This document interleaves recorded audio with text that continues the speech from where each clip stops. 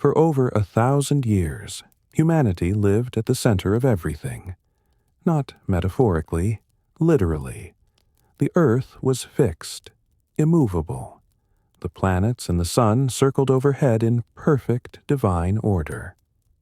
The stars were set into a crystalline sphere that rotated around the world, around us, like a great cosmic clock, wound by the hand of God and ticking in perfect rhythm since the beginning of time. This was not opinion. This was not theory. This was the architecture of reality, confirmed by every philosopher worth reading, every theologian worth hearing, every institution worth trusting. To question it was not merely to be wrong, it was to be dangerous. And then one man pressed his eye to the end of a tube. What he saw changed nothing immediately. No proclamation was issued. No sermon was altered. No map was redrawn. The world turned the same way it always had, and everyone went on believing what they had always believed. But something had cracked, something deep and structural, like a fault line running beneath a city that doesn't know it yet. The man's name was Galileo Galilei, and the instrument in his hand, a crude arrangement of glass lenses in a leather tube, was about to become the most dangerous object in Europe. Not because of what it could do, but because of what it could show. Before Galileo, knowledge had a particular shape. It flowed downward, from authorities to the people, from ancient text to modern mind, from institution to individual. You did not discover the truth for yourself. You received it. You were educated, which meant you were filled with the accepted understanding of those who came before. And if that understanding contradicted what you saw with your own eyes, the assumption was that your eyes were wrong. This was not ignorance. It was, in its own way, a sophisticated system. It offered stability. It offered meaning. It tied the motion of the planets to the moral order of the universe. It made science and religion and philosophy into one seamless whole, and that whole had held together for centuries, reinforced by every generation that inherited it and passed it on. Galileo threatened all of it, not by arguing, not by shouting, not by rebellion. He threatened it by looking, by pointing a lens at the sky and recording what was actually there. What he found was a universe that did not care about certainty, moons that orbited the wrong planet, a Venus that swelled and shrank in ways that made no sense under the old model, a moon that was rough and pocked and mountainous, not the perfect sphere that God and geometry demanded. The heavens, it turned out, were not perfect. They were real. That distinction, and between perfection as it was supposed to be and reality as it actually was, is the heart of Galileo's story. And it is a story that did not end quietly. It ended in a chamber in Rome, in front of judges who held his future in their hands, where the man who had seen further than anyone alive was asked to say that he had seen nothing at all. This is the story of what happens when a single act of observation collides with centuries of belief. When one man's truth becomes an entire institution's crisis. When the question is no longer what is real, but who gets to decide. And it is a story with a detail at its center that will become one of the most famous moments in the history of science. Not because it happened exactly as the legend says, but because it captures something true about what the whole episode meant. A man forced to his knees, forced to say that the earth does not move, rising from those knees, and perhaps, no one can say for certain, murmuring to himself as he stands, and yet it moves. If you are drawn to stories like this, where ideas reshape the world, where curiosity becomes courage, and where the price of knowing is paid in full, consider subscribing. There is much more to uncover. The trial was not the beginning. To understand it, we have to go back much further, to the world Galileo was born into, a world that had already decided the answers, a world that did not need more questions. Picture a world that knows exactly where it stands. Not figuratively. It knows where it stands in the cosmos, in the hierarchy of creation, in the plan of God. The earth is at the center of everything. Above it, in perfect concentric spheres, the moon, Mercury, Venus, the sun, Mars, Jupiter, and Saturn revolve in their appointed circles. Above them, the fixed stars. Above those, the primum mobile, the first mover, the outermost sphere that drives all the others. And, above all of that, the empyrean, the dwelling place of God and the blessed. This is not poetry. This is cosmology. This is the map of the universe as understood by virtually every educated person in Europe through the Middle Ages and well into the Renaissance. It had a name, the Ptolemaic system, after the Greek astronomer Claudius Ptolemy, who compiled and systematized it in the 2nd century. But it was far older than Ptolemy. Its roots ran back to Aristotle, who had argued on purely philosophical grounds that the earth must be stationary. A moving earth, Aristotle reasoned, would generate winds so powerful they would strip the world bare. The very air would be left behind. And since none of this was observed, the earth must therefore stand still. Ptolemy built on this foundation with mathematics. He developed a detailed system of circles within circles, epicycles as they were called, that could predict the positions of the planets with reasonable accuracy. It was not perfect. The planets did not quite behave the way they were supposed to, but the mathematics could be adjusted, refined, layered with additional modifications until the predictions came close enough. Close enough for navigation, close enough for calendar making, close enough for the Church, which had absorbed this cosmology and made it something more than astronomy. Because here is the thing that made the geocentric model so persistent, so deeply embedded in European civilization. It was not just a scientific claim. It was a theological one. The idea that the earth was at the center of the universe was compatible, almost perfectly compatible, with the Christian understanding of humanity's place in creation. Humans were the pinnacle of God's creation. They were the reason the universe existed. It made intuitive, theological, emotional sense that they would occupy the center. The heavens moved around them. The stars wheeled overhead for them. Every sunrise was, in a sense, the cosmos performing its appointed role in the service of human life. Strip away the earth's centrality, and you strip away something profound. You displace humanity from its honored position at the heart of creation and throw it out into the cold periphery of some minor planet orbiting a middling star. The implications were vast, and the scholars of the age knew it. This is what made the geocentric model so hard to dislodge. It was not protected merely by authority, though it certainly was protected by authority. It was protected by meaning, by centuries of stories and prayers and sermons and universities and books and illustrations, all of which assumed a universe that revolved around the human soul. In the universities of the 15th and 16th centuries, the curriculum was built on Aristotle. Natural philosophy, what we would now call physics, was Aristotelian. Logic was Aristotelian. Cosmology was Aristotelian, filtered through Ptolemy, filtered through the Church Fathers, filtered through generations of scholastic philosophers who had spent their lives elaborating and defending the inherited system.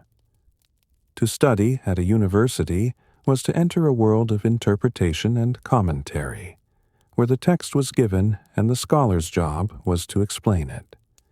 This was not necessarily hostile to intelligence. The scholastic tradition produced formidable thinkers, people of real analytical power who wrestled with profound questions about the nature of God and the structure of reality. But there was a constraint. The conclusions were, in a sense, predetermined. You could refine the interpretation. You could not overturn the foundation. Knowledge, under this system, moved through authority. The ancient Greeks had discovered the truths. The Church had verified and preserved them. The universities transmitted them, and the student received them. Observation of nature, direct, personal, empirical investigation, was not considered a reliable path to truth. The senses could deceive. The passions could distort. The mind, properly trained in logic and guided by the wisdom of the ancients, was the instrument of understanding. If you saw something that contradicted Aristotle, the problem was not with Aristotle. The problem was with your seeing. This was the intellectual climate into which Galileo Galilei was born, in Pisa, in 1564. A world of extraordinary confidence, a world that had organized itself around a set of answers so thoroughly and for so long that the answers had become invisible. Not beliefs anyone consciously held, but assumptions so deep they felt like the texture of reality itself. What made Galileo different was not that he doubted those answers. Doubt was not unique to him. Others before him had found the Ptolemaic system unsatisfying, most notably Nicolaus Copernicus, the Polish canon who had proposed, in a book published the year of his death in 1543, that the sun, not the earth, was at the center of the solar system. The Copernican model caused a murmur in scholarly circles. It was discussed, debated, used cautiously by some astronomers as a mathematical convenience. But it had not shaken the world. Not yet. What made Galileo different was what he chose to trust. Not the text, not the authority, not the inherited system. He trusted what he could measure, what he could observe, what he could demonstrate. And that, in the world he lived in, was a radical act. It is worth dwelling on how complete that inherited system was. How thoroughly it explained everything. How neatly its pieces fit together into a single coherent picture. The Earth, at the center, was not just an astronomical claim. It was embedded in medicine, which organized the humors of the body in relation to the four elements of the earthly realm. It was embedded in astrology, which connected the movements of the celestial spheres to human fate and character. It was embedded in the theology of heaven and hell, with the lowest, most depraved regions of the cosmos located at the very center of the earth, and the blessed dwelling in the pure luminosity of the outermost regions, as far from earthly corruption as possible. This was a complete world view. It answered not only where things were, but why they were there, what they meant, and how they connected to everything else. To remove a single piece was not to create a small gap. It was to threaten the whole architecture. That is the context in which Galileo worked. Not a world waiting for correction, but a world that had organized its entire intellectual and spiritual life around a set of assumptions so foundational that questioning them felt less like doing science and more like committing an act of violence against meaning itself. Galileo was not a revolutionary in the way we usually imagine revolutionaries. He was not young and reckless. He was not operating from the margins of society. For most of his career, he was a respected professor with good connections, a sharp wit, and an appetite for argument that sometimes got him into trouble but rarely into serious danger. He was, in many ways, thoroughly embedded in the intellectual world of his time. What set him apart was subtler than rebellion. It was a disposition, a way of approaching a problem that differed fundamentally from the approach that had dominated European thought for centuries. He trusted the physical world. This sounds simple. It is not. It was, in the context of late Renaissance Italy, a philosophical position, a choice to locate authority in observation rather than in text.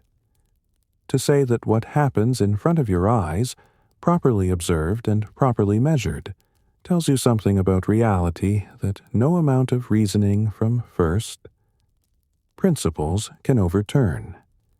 And it was not a position he arrived at through abstract philosophical argument. He arrived at it through practice, through the repeated, cumulative experience of finding that careful observation revealed things that the texts had not predicted and sometimes flatly contradicted. Every time he rolled a ball down an inclined plane and measured its motion. Every time he timed a pendulum and found regularities the Aristotelian tradition had not anticipated, the confidence built. The world was knowable, not through Aristotle, through attention. Galileo had absorbed this disposition early, and it shaped everything he did. As a young student in Pisa, the story goes, and it may be embellished, but the principle it illustrates is real. He watched a chandelier swinging in the cathedral and noticed that its oscillations, whether wide or narrow, seemed to take roughly the same amount of time. He tested this against his own pulse. The church's decoration had become a physics experiment. The world itself was his text. He was drawn to mathematics with the same intensity. Not mathematics as an abstract intellectual game, but mathematics as the language of the physical world. He believed, and this belief would become one of the pillars of modern science, that the book of nature was written in the language of mathematics, and that understanding nature meant learning to read it.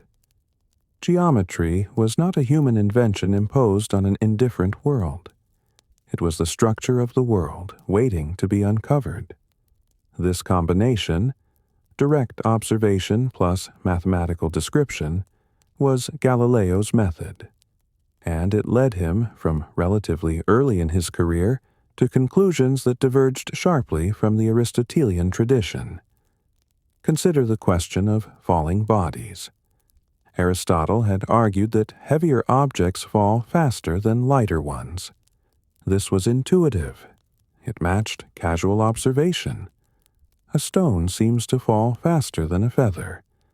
And it was supported by the towering authority of ancient wisdom. For nearly 2,000 years it was accepted. Galileo tested it. He did not simply argue against it philosophically. He rolled balls of different weights down an inclined plane, measured the distances they traveled in measured intervals of time, and found that they accelerated at the same rate regardless of their mass. The feather was a separate problem. Air resistance, not the nature of gravity. On a smooth incline, heavier and lighter objects behaved identically. The experiment was simple. The implication was enormous. Aristotle was wrong. Not slightly wrong, not wrong in a peripheral detail, wrong in a foundational claim, a claim about the basic behavior of matter. And he was wrong not because logic had failed him, but because he had not looked carefully enough. This was Galileo's recurring message. Look more carefully. The world will tell you things that the books have missed.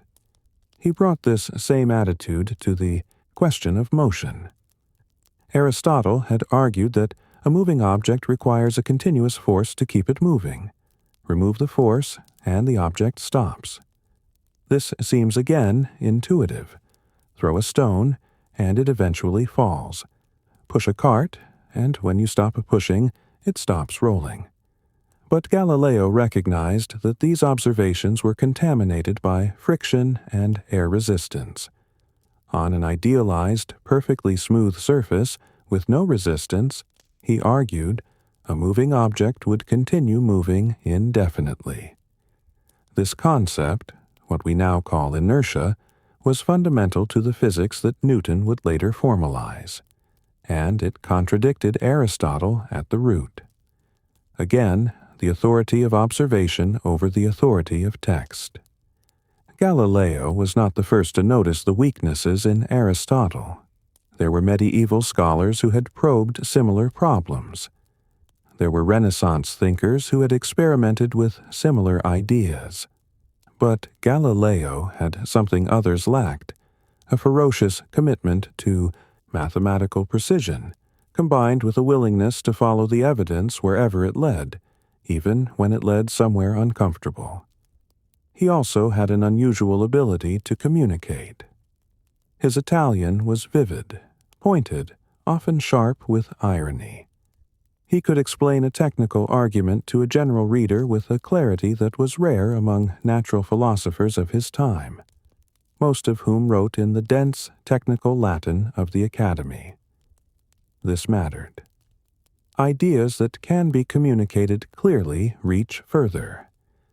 Galileo understood intuitively that the audience for the truth was not just the university lecture hall, it was the educated world. This made him beloved in certain circles and dangerous in others. A natural philosopher who kept his arguments to the lecture hall in technical Latin, visible only to other scholars, that was manageable. A natural philosopher who could write with wit and force, who could put a difficult idea into plain language and make it compelling, who had the ear of merchants and princes and cardinals alongside the ears of fellow academics. That was something else. And it was this willingness, this trust in observation, this refusal to let the text override the evidence, that made him dangerous. Not yet. Not in those early years when he was arguing about balls rolling down ramps and the behavior of pendulums. That was safe enough. Physics was one thing. Cosmology was another entirely. Galileo was aware of the Copernican model. In letters written as early as 1597, he told the astronomer Johannes Kepler that he had privately accepted the heliocentric theory, that the Earth moves around the Sun, not the reverse. But he kept this to himself, or close to himself. He had no proof. He had arguments. He had reasoning. He had the sense that the mathematics worked better. But he did not yet have the kind of undeniable physical evidence that could force the question into the open. That evidence was coming. He just needed the right tool. The telescope was not invented by Galileo. This matters, and not merely as a point of historical accuracy. Understanding where the telescope came from illuminates something important about how Galileo worked, how he took something ordinary, and through a combination of craft, curiosity, and vision, turned it into an instrument of revolution. The device had first appeared in the Netherlands around 1608. Hans Lippershey, a spectacle maker in Middelburg, is often credited with the earliest patent application, though the basic principle, using lenses to magnify distant objects, was likely arrived at independently by several people around the same time. The Dutch telescope, as it came to be called, was primarily a military instrument. It could allow a general to see enemy formations before they were visible to the naked eye, or a ship's captain to identify another vessel's flag before coming within cannon range. It was practical, it was useful, and it was, in its early forms, relatively crude, magnifying objects perhaps 3 or 4 times. News of the invention reached Galileo in the summer of 1609. He was in Venice at the time, a professor at the University of Padua with a sharp eye for anything that combined natural philosophy with practical application. He had not seen the Dutch device, but he understood the principle immediately. He went back to Padua, worked through the optics in his characteristically intense fashion, and within a matter of weeks had produced his own instrument, significantly more powerful than the Dutch original. The process of improvement was not magic, it was craft and calculation. Galileo understood the relationship between lens curvature and focal length. He ground his own lenses, tested different configurations, and pushed the magnification further than the Dutch makers had. Within months, he had an instrument that magnified objects 20 times, then 30, then more. He demonstrated it to the Venetian Senate from the 8th top of a tower in Venice, allowing senators and merchants to look out over the lagoon and see ships that were hours away at sea. They were astonished. Galileo, with characteristic acumen, recognized that this astonishment had value. He presented his telescope to the Senate as a gift, and received in return a doubling of his salary and a lifetime appointment at Padua. It was a remarkable piece of negotiation. Galileo understood always that ideas needed patrons. But the military applications, the navigational uses, the commercial value, none of this was what interested him most. What interested him was pointing the device at the sky. No one had done this seriously before. The telescope had been imagined, even if it had not yet been built, for at least a generation. Lenses had been around for centuries. Spectacles were common. The basic principle of refraction was understood in broad strokes. But the leap from this makes things look bigger to let us point it at the heavens and see what is actually there was not obvious. It required a particular kind of mind, one that did not assume the ancient accounts were sufficient, one that believed there might be more to see than anyone had yet reported. Galileo made that leap.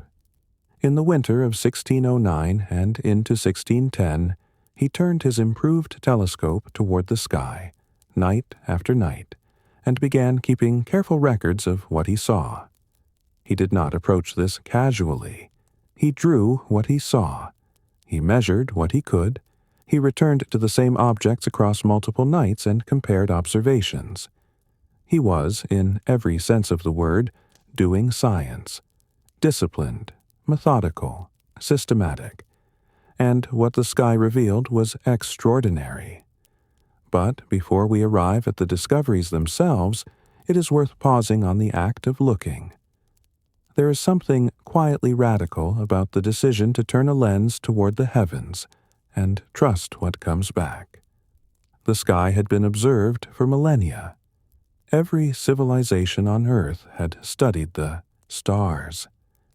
The positions of the planets had been tracked with extraordinary precision by Babylonian astronomers centuries before Ptolemy. The heavens were among the most studied objects in human history. And yet no one had seen through a lens. No one had brought the sky this close. What Galileo was doing was not just observing. He was changing the terms of observation. He was adding an instrument between the human eye and the cosmos, and in doing so, he was implicitly asserting something profound, that the cosmos might contain more than the unaided eye could see, and that this unseen reality was accessible if you built the right tool. Tools can change truth, not because they manufacture evidence, but because they reveal evidence that was always there, waiting to be found. The universe was not different after Galileo pointed his telescope at it, but our knowledge of it was. And knowledge, it turned out, was not a neutral possession. There is a particular kind of courage in the act of building a better instrument.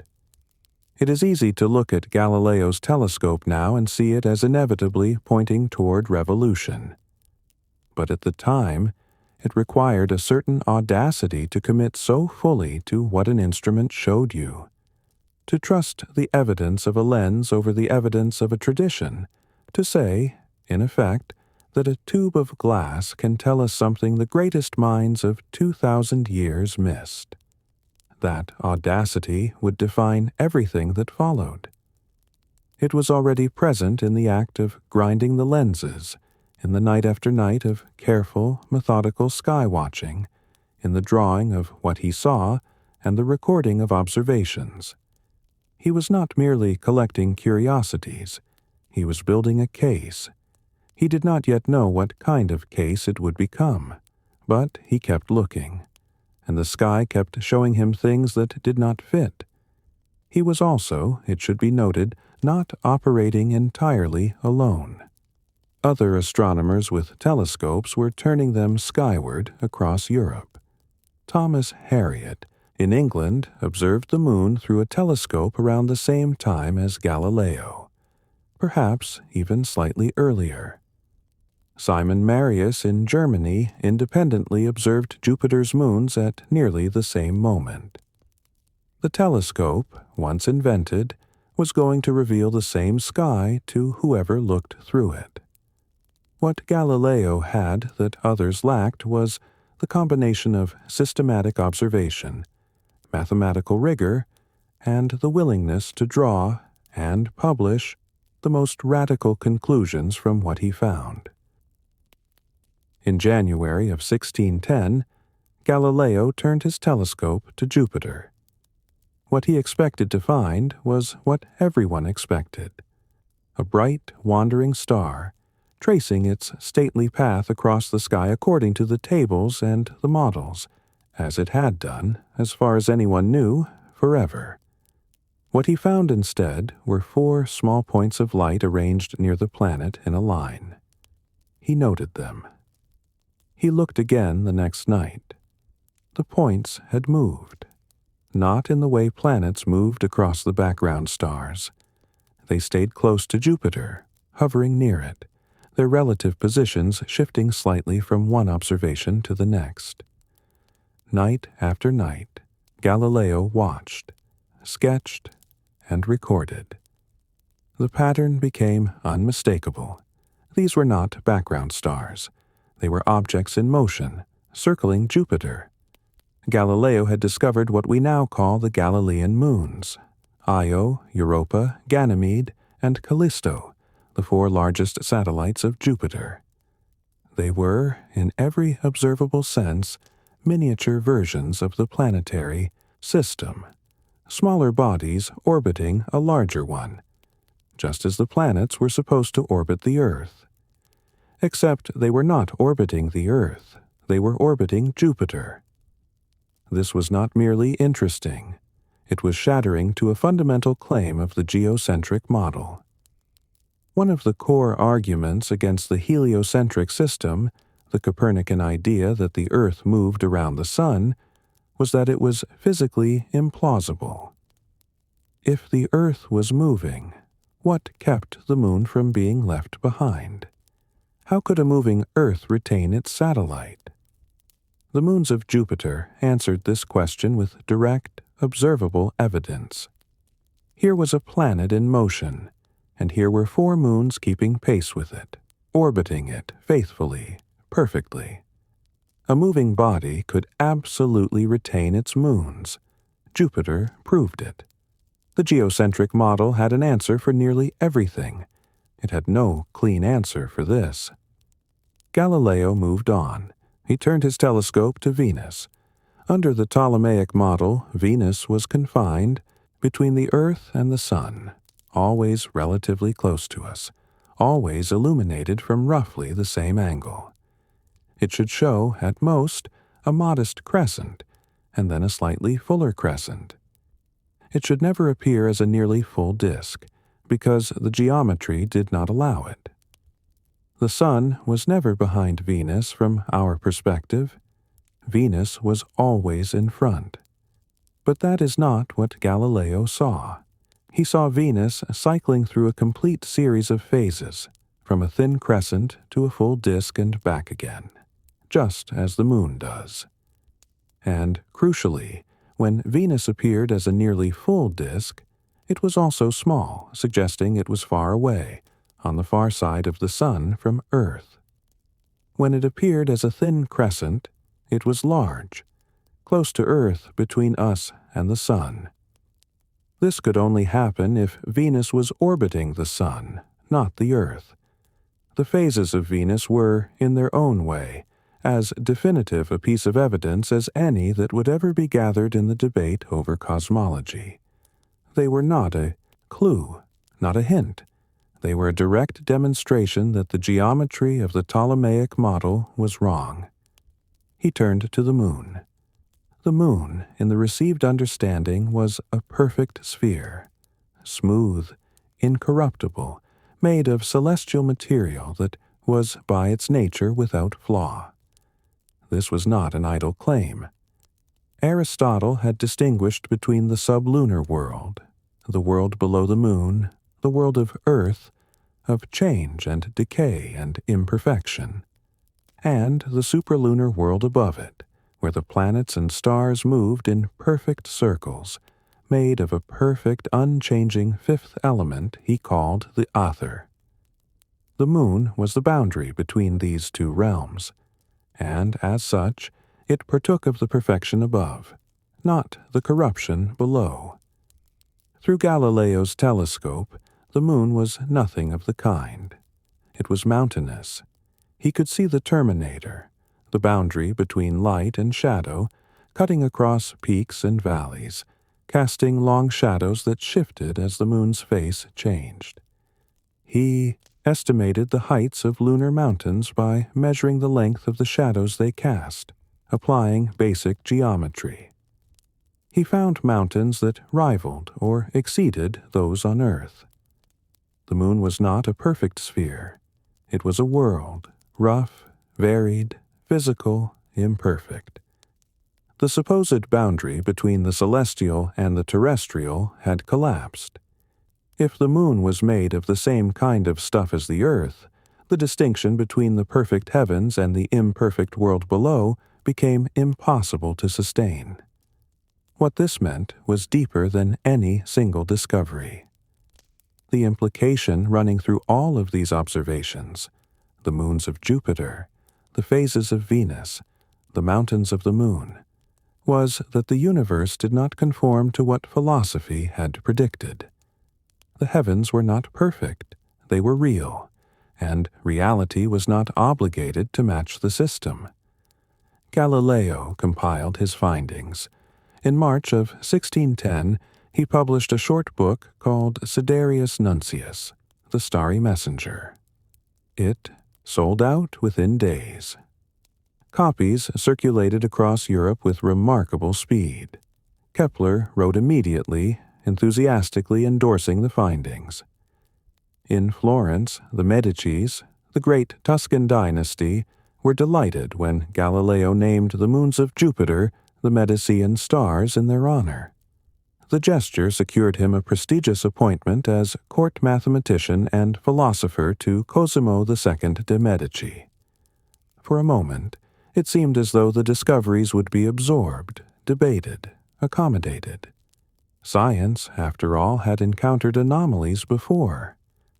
New observations had been added to the system, adjusted for, explained away. Perhaps the moons of Jupiter could be worked into the model. Perhaps the phases of Venus admitted some alternative explanation. But Galileo was not content to leave that possibility open. He had seen what he had seen. He knew what it meant, and he was increasingly unwilling to keep that knowledge to himself. What he understood, what any honest reading of his observations made undeniable, was that the geocentric model was not merely incomplete. It was structurally broken.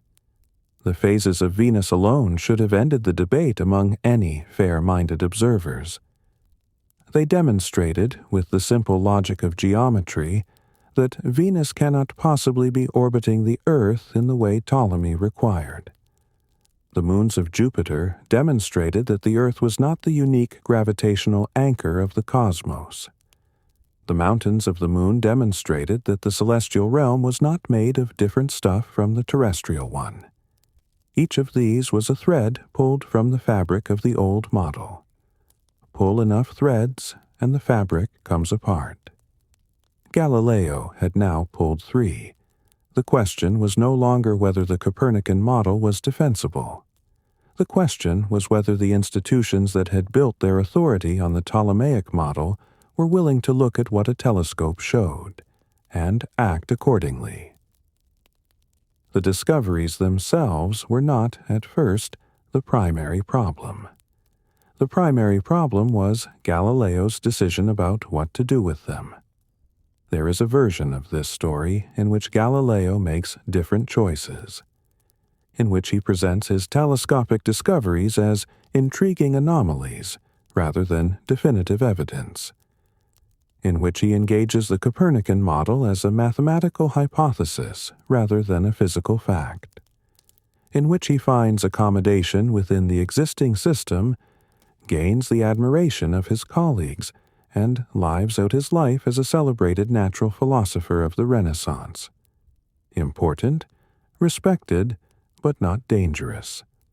That is not the story that happened, because Galileo was, at his core, constitutionally incapable of that kind of restraint. He had looked at the sky. He had seen what was there, and the idea that he should describe what he saw as something other than what it was, that he should publicly claim uncertainty he did not feel, or pretend that evidence he found definitive was merely suggestive, was to him not a compromise. It was a betrayal of the truth and of himself.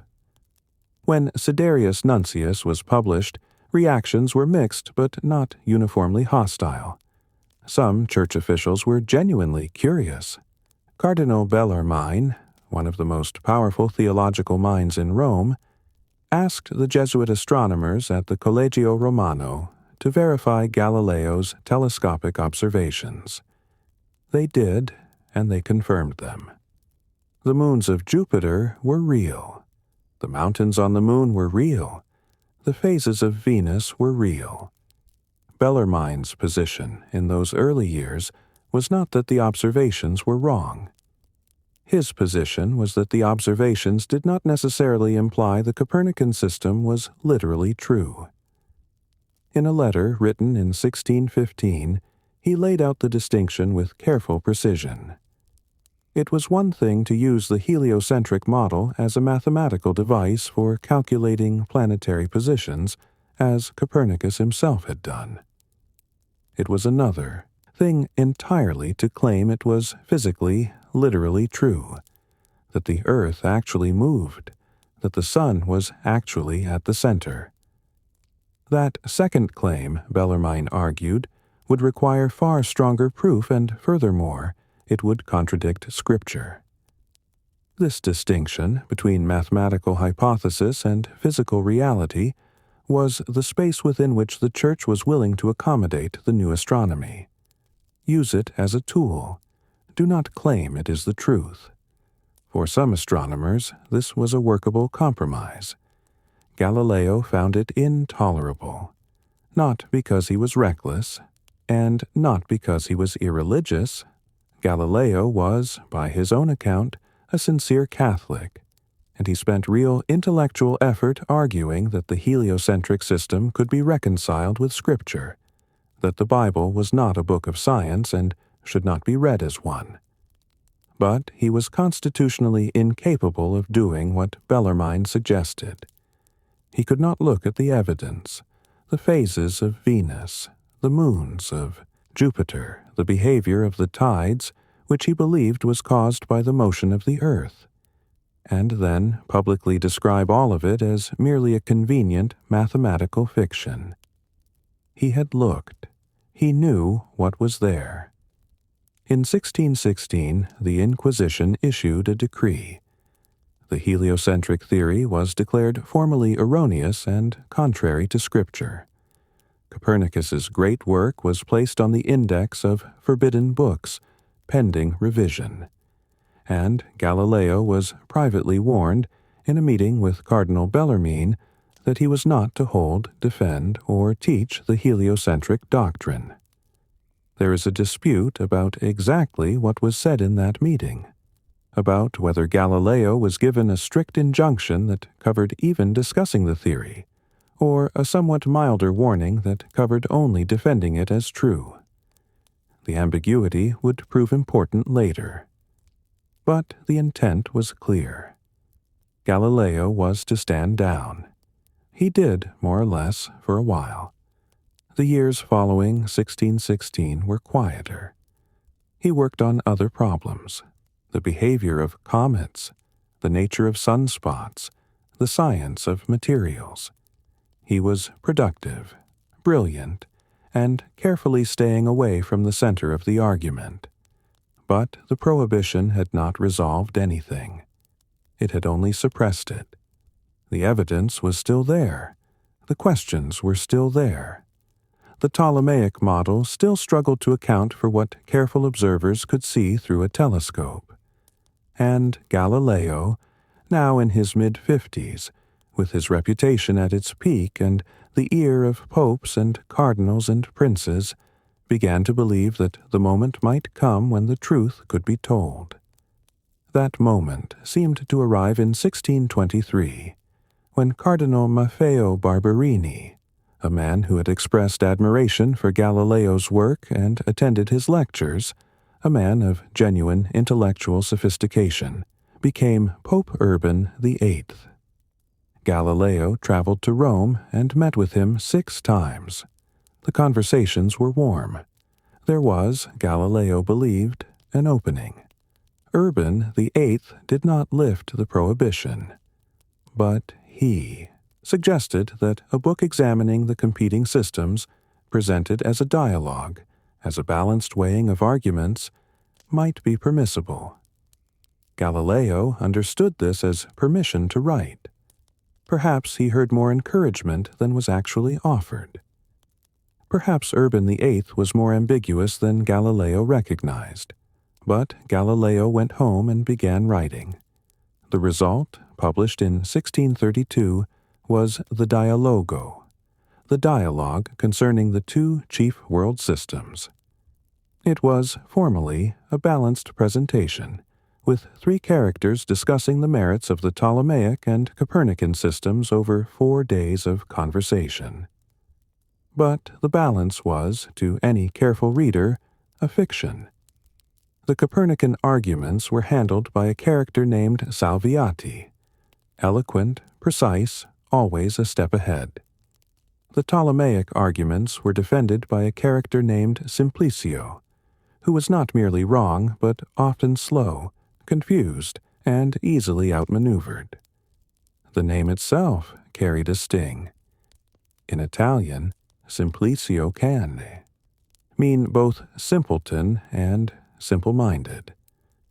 The Church recognized it for what it was, and Urban VIII recognized something worse. One of the arguments placed in Simplicio's mouth was an argument that the Pope himself had offered to Galileo in conversation, that God, being omnipotent, could have arranged the universe any way he liked, and therefore no physical evidence could prove one arrangement over another. It was not an unreasonable argument. But to see it coming from the mouth of a character named Simplicio was, to the Pope, a humiliation, a betrayal. This was the real problem, not the science, not the heresy. The real problem was that Galileo had made the most powerful man in Christendom feel mocked. Authority is not merely a system of beliefs. It is a structure of power. And power, when it feels itself threatened or belittled, does not debate. It acts. In the autumn of 1632, Galileo received a summons to Rome. He was 68 years old. His health was poor. He suffered from a hernia from arthritis, from deteriorating vision. The journey from Florence to Rome in February of 1633 was painful and slow. He arrived not as a celebrated philosopher traveling to meet admirers, but as a man under suspicion, required to present himself before the Holy Office of the Inquisition. The charge was formal: suspicion of heresy. Specifically, that he had violated the 1616 injunction by publishing the dialogue, that he had held and defended the heliocentric theory as physically true, and that he had done so through the subterfuge of a supposedly balanced presentation that was nothing of the kind. The proceedings unfolded over several months, from spring into summer of 1633. Galileo was housed not in a dungeon, as popular imagination sometimes suggests, but in the apartments of an official of the Inquisition, relatively comfortable quarters, though the comfort did nothing to reduce the weight of what was happening. He was 70 now, in significant pain, separated from his family, facing judges who held over him the formal power of the Church of Rome. The questioning was careful and methodical. Galileo, in those sessions, navigated with the caution of a man who understood exactly what was at stake.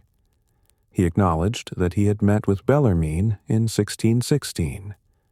He acknowledged the warning he had received. He disputed the stricter version of the injunction, the one that had appeared in the Inquisition's own records, arguing that Bellarmine's personal letter to him contained only the milder version.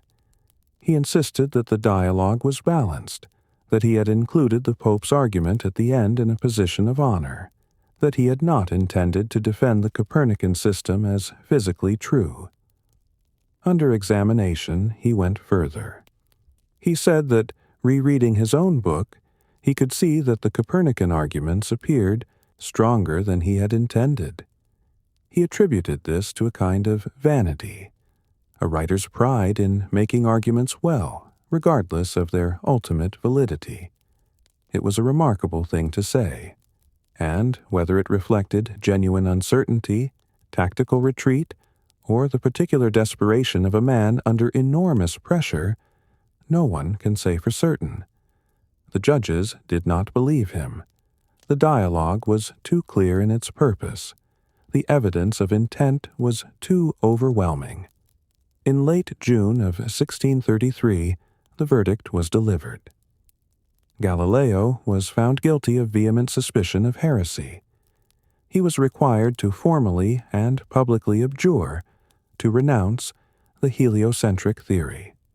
He was sentenced to formal imprisonment, which would almost immediately be commuted to house arrest, and the dialogue was banned. The moment of the abjuration was the moment the trial was designed to produce. Galileo, kneeling, read aloud the statement prepared for him. He declared that he abjured, cursed, and detested the false opinion that the sun is the center of the world, and that the earth moves. He declared that he had held this error, that he renounced it, and that he would never again hold or defend it. He promised to denounce any others he knew to hold the same views. The legend says that as he rose from his knees, he muttered under his breath, "Eppur si muove." And yet it moves. It is almost certainly not true. The story appears too late in the historical record to be reliable. It is the kind of ending people construct because they need it, a gesture of defiance, a reassurance that truth cannot finally be silenced. But the truth did not need Galileo's whisper. It had other means. What happened in that chamber was not the defeat of knowledge. It was something more complicated, and in some ways more disturbing. It was the demonstration that knowledge, when it threatens the structure that controls it, can be forced into silence by power. The truth about the solar system did not change when Galileo knelt. The moons of Jupiter continued their orbits. Venus continued its phases. The earth continued its journey around the sun. But the man who had made all of this visible was publicly, formally, officially wrong. This is what power can do. It cannot change the truth, but it can demand, for a time, that the truth be unsaid. The silence Galileo was forced into was complete in only one sense: public. He would not, for the rest of his life, be permitted to publish in Rome. But a man like Galileo could not be entirely silenced. He had students. He had correspondence. He had a mind that kept working, regardless of what the court in Rome had decreed. Consider what the trial was actually designed to do. It was not designed to discover the truth about the solar system. No one in the chamber believed that kneeling would make the earth stand still. The purpose was demonstration, a public, formal, highly visible demonstration that the authority of the Church over questions of knowledge was intact and supreme. Galileo was the vehicle for that demonstration, not the subject of it. And in one narrow sense, the demonstration succeeded. Galileo knelt. The words were said. The dialogue was banned. The record showed a clear, unambiguous outcome. The philosopher had submitted. Authority had prevailed. But what a strange kind of victory. The man you forced to his knees went home and wrote the foundational text of classical mechanics. The book you banned was smuggled out and published in the Netherlands. The ideas you condemned were, within a generation, accepted by virtually every serious natural philosopher in Europe. The victory of the trial was real in its moment and hollow across every subsequent year. This is the thing about power when it deploys itself against truth. It can win the battle and still lose the war, because ideas are not like armies. You cannot lay siege to a demonstration. You cannot negotiate the phases of Venus into submission. What has been seen cannot be unseen. What has been understood cannot be reliably undone. The abjuration was words. The moons of Jupiter were facts.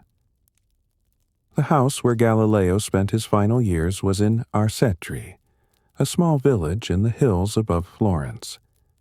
It was a comfortable house, by the standards of house arrest. He had his books, his instruments, his correspondence. Students could visit, carefully, and did. He could walk in the garden. He could look at the sky, though the telescope was of diminishing use to him as his eyesight worsened. Worsened, some accounts suggest, partly from years of solar observation. By 1638 he was completely blind. This detail has a particular weight. The man who had seen more than anyone alive, who had turned a lens on the cosmos and read its secrets, spent his last years in darkness. It would be easy to read this as pure tragedy. It was, in part. But it was not the whole story. In those years of house arrest, Galileo wrote his greatest scientific work. The Dialogue, the book that had brought him before the Inquisition, was primarily a cosmological argument, a debate about the structure of the solar system. What Galileo produced in Arcetri was something more foundational.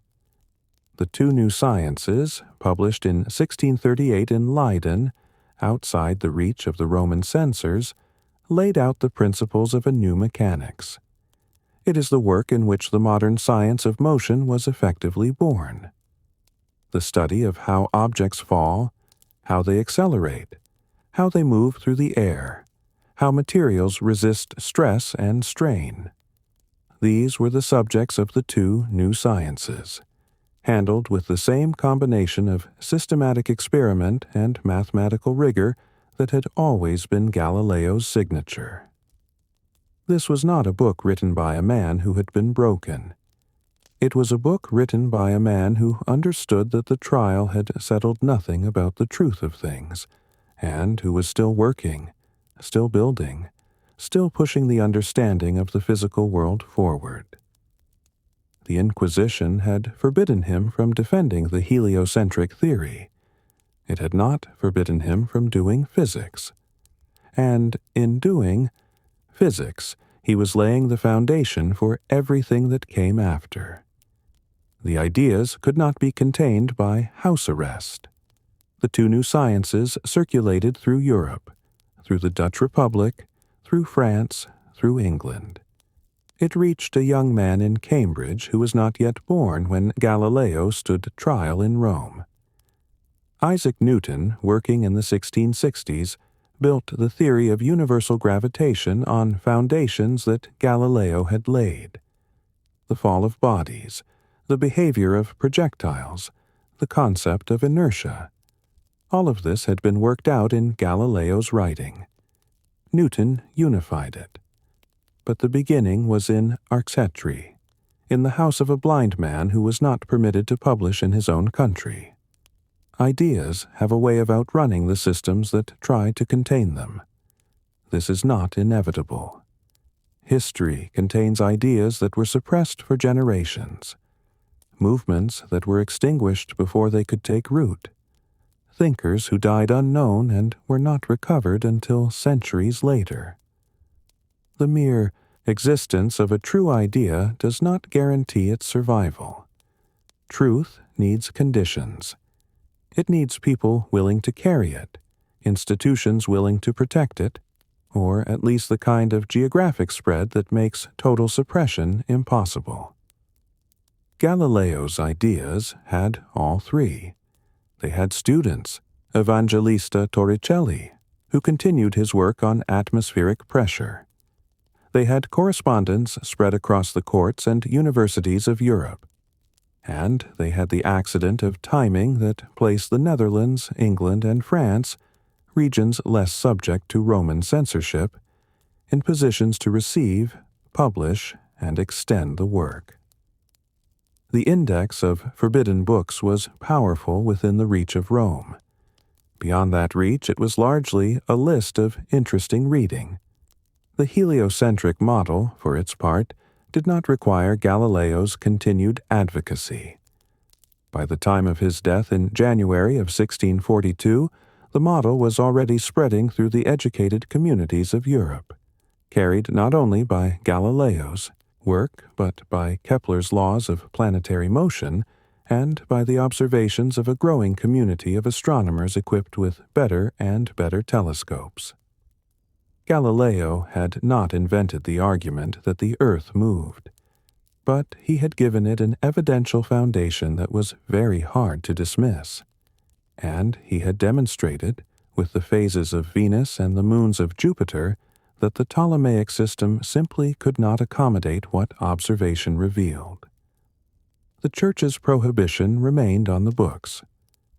The dialogue stayed on the index of forbidden books until 1822.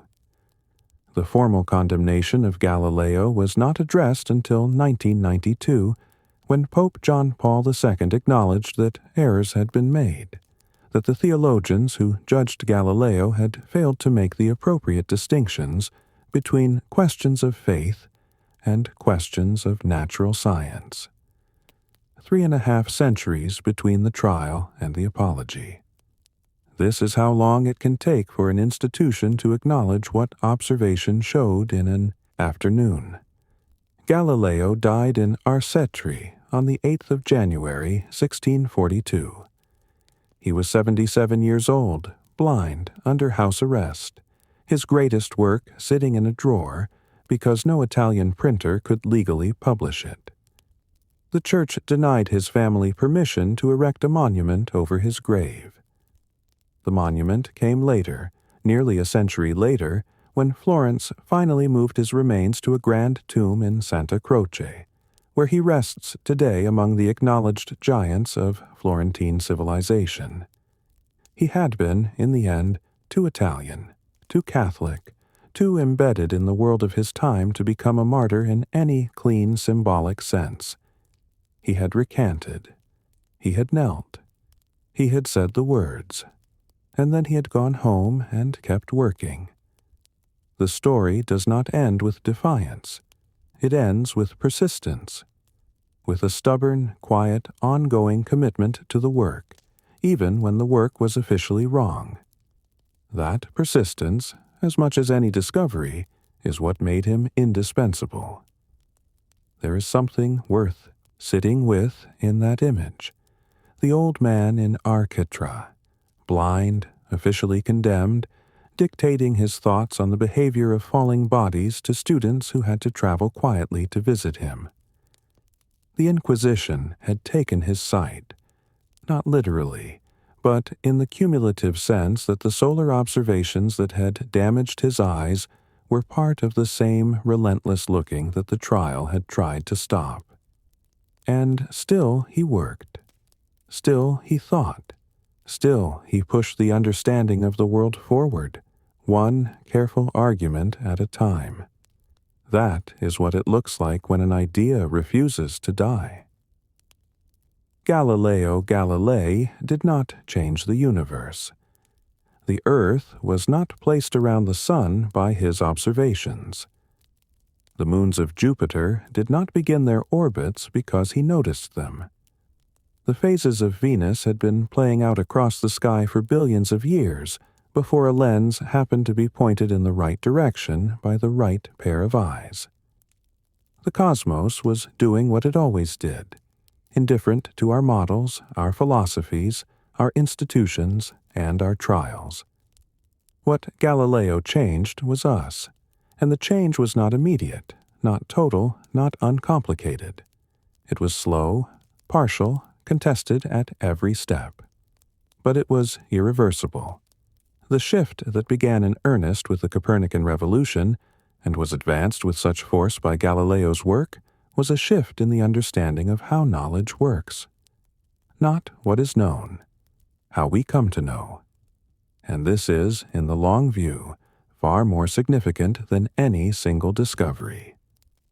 Before Galileo, before the tradition he represented, which had its roots in Archimedes and would flower fully in Newton and beyond, knowledge had been understood as something received. The truth was already out there, encoded in the works of Aristotle and the words of Scripture, waiting to be properly interpreted. The scholar's job was to refine the interpretation, to apply the wisdom of the ancients to new cases, to defend the tradition against confusion and error. Nature itself was not a primary source. It was, at best, a confirmation of what the texts already said. After Galileo, this inversion was underway. Nature became the primary source. The text, any text, however ancient, however authoritative, became a secondary check, something to be updated when observation demanded. The job of the natural philosopher was not to defend the tradition. It was to interrogate the world. This did not happen all at once. The 17th century was a period of tremendous intellectual turbulence, in which the old Aristotelian framework gradually gave way to what we now call the scientific revolution, a transformation so profound that it altered not merely what educated Europeans believed about the cosmos, but how they thought, how they structured institutions, how they evaluated claims to knowledge. What Galileo represented in that transformation was the insistence that seeing matters, that direct, careful, repeatable observation of the natural world is not merely one input among many, but the court of final appeal. That an argument from authority, however venerable, cannot overturn a fact, however inconvenient. That the universe is not obligated to conform to human expectations, not to Greek philosophy, not to church doctrine, not to common sense, and that the only way to know what it actually does is to look. This sounds obvious to us now. It was not obvious then. It was, in the world Galileo inhabited, a heresy in the deepest sense. Not just a theological transgression, but an assault on the entire structure of authority that held European civilization together. The Church's resistance to the heliocentric theory was not mere stubbornness. It was an attempt to preserve a system in which knowledge and power were unified, in which the same institutions that controlled political and spiritual life also controlled the production and validation of truth. Galileo drove a wedge between these things. Not intentionally, perhaps, he did not set out to dismantle the architecture of authority. He set out to understand how objects fall, how the sky is arranged, how the moons of Jupiter move in the darkness above the lagoon of Venice. But the method he employed, observation, measurement, demonstration, was not compatible, in the long run, with any system that placed the final authority over truth in the hands of institutions rather than evidence. This is why the trial matters, not as a story of martyrdom, not as a simple morality tale of science versus religion. The history is far too complex for that, and Galileo far too complicated a figure to serve as a clean symbol. It matters because of what it reveals about what is at stake when observation challenges authority. The Church in Galileo's day understood, with considerable clarity, that if the evidence was allowed to speak freely, if the heliocentric theory was publicly validated, and the Ptolemaic model publicly abandoned, the consequences would extend far beyond astronomy. If the ancients could be wrong about the structure of the heavens, a subject they had studied with the greatest care and the most profound philosophical investment, they could be wrong about other things too. If the Church's interpretation of Scripture could be overridden by a man with a lens, what else might it be wrong about? Where did the authority end? These were not paranoid questions. They were reasonable extrapolations from a very threatening premise. And they were, in the centuries that followed, borne out. The scientific revolution gave way to the Enlightenment. The Enlightenment produced new ideas about political authority, about human rights, about the relationship between the individual and the state. The institutions of the old order were not destroyed by these ideas immediately, but they were permanently destabilized. Galileo did not cause this, but he was part of it. He was part of the long, slow, uneven process by which humanity began to trust its own capacity to understand the world. Not through tradition, not through authority, but through careful, disciplined engagement with what is actually there. The Earth did not stop being the center of the universe because Galileo said so. It stopped because people began to look, really look, and to trust what they saw. They made instruments to see further. They compared notes, shared findings, challenged each other's methods. They built institutions devoted not to defending a fixed truth, but to continuously revising what was known in light of new evidence. They made knowledge, for the first time, genuinely cumulative, not an inheritance to be preserved, but a project to be extended. This is what Galileo gave us, not a fact about the solar system, though that matters too. He gave us a method, a disposition, a commitment to following the evidence wherever it leads, even when it leads somewhere that overturns what we thought we knew. He paid a significant price for it. He knelt, he recanted, he spent his final decade under house arrest, and then in blindness. His greatest book was published in another country, because his own would not permit it. He died without vindication, without a monument, officially wrong. But the ideas did not die with him. They never do. That is, perhaps, the most important truth the story of Galileo Galilei contains, that in the long contest between truth and authority has the advantage in the short run. It controls the institutions, the courts, the decrees, the penalties. It can silence a voice, forbid a book, force a man to his knees. What it cannot do is stop the moons of Jupiter from moving. What it cannot do is put back the phases of Venus. What it cannot do is make the mountains of the moon smooth again, or reclaim the sky that a lens already opened. The universe, it turned out, was not waiting for permission, and neither, ultimately, were the people who kept looking. If you found this story meaningful, this collision of curiosity and power, of observation and belief, of one man's truth against an institution's certainty, consider subscribing. There are many more moments like this where ideas changed the course of history, where a single mind or a single instrument altered the way humanity understood itself and its place in the world. Those stories are waiting. We will keep telling them.